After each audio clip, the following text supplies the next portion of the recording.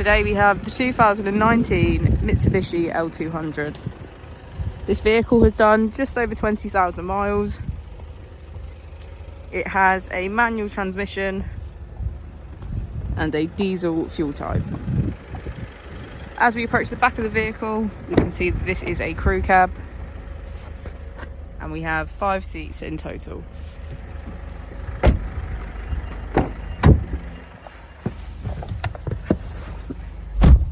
On the steering wheel we have features such as cruise control and voice control.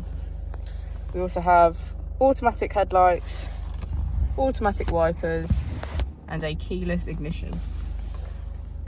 On our screen we can access key features such as GPS and Bluetooth audio and smartphone integration and apps.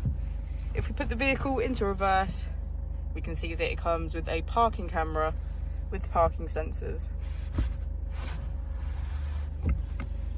The Mitsubishi L200 also comes with 4 different driving modes to choose from.